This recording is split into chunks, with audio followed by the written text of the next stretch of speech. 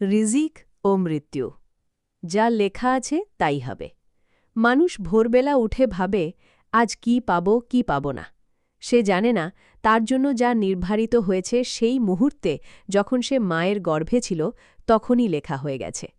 আল্লাহ বলেছেন, এবং আসমান ও জামিনে কোনো প্রাণী নেই যার রিজিকের দায়িত্ব আল্লাহর উপর নেই।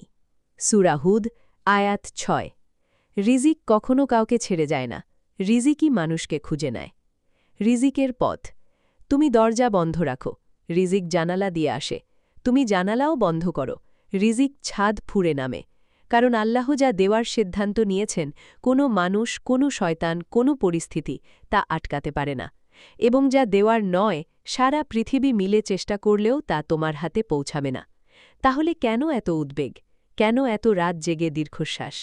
আল্লাহর উপর ভরসা রাখো, এটাই সবচেয়ে বড় প্রজ্ঞা।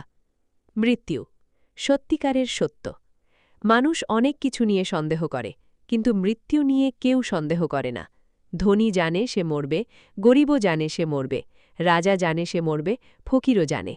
তবুও সবাই এমনভাবে বাঁচে যেন মৃত্যু অন্য কারোর জন্য। আল্লাহ বলেছেন, প্রতিটি প্রাণকে মৃত্যুর স্বাদ গ্রহণ করতে হবে।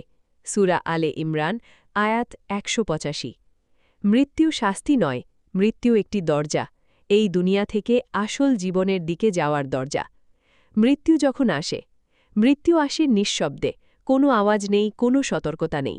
কেউ মরে ঘুমের মধ্যে, স্বপ্ন দেখতে দেখতে, কেউ মরে পথের মাঝখানে কোথাও যাওয়ার তাড়ায়, কেউ মরে হাসতে হাসতে, কথার মাঝপথে।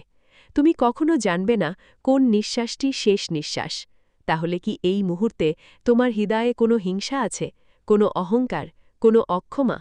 ফেলে দাও, এক্ষুনি ফেলে দাও, কারণ পরে সময় নাও থাকতে পারে। রিজিক ও মৃত্যু একই সুতোয় বাঁধা।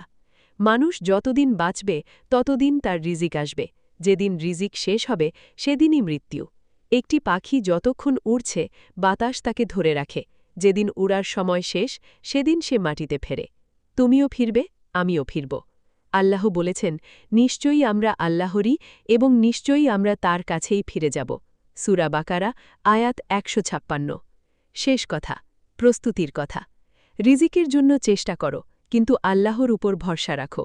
মৃত্যুকে ভয় পেও না, কিন্তু তার জন্য প্রস্তুত থাকো। প্রতিটি নামাজ পড়ো যেন শেষ নামাজ, প্রতিটি ভালো কাজ করো যেন আর সুযোগ নেই, প্রতিটি মানুষকে ভালোবাসো যেন বিদায় আসন্ন। কারণ দুনিয়া একটি সফর, আখিরাতই আসল ঘর। এবং সেই ঘরে যাওয়ার পথে সবচেয়ে বড় পাথেয়গুলো একটি পরিষ্কার হৃদয় এবং আল্লাহর প্রতি অটল বিশ্বাস। যে আল্লাহর উপর ভরসা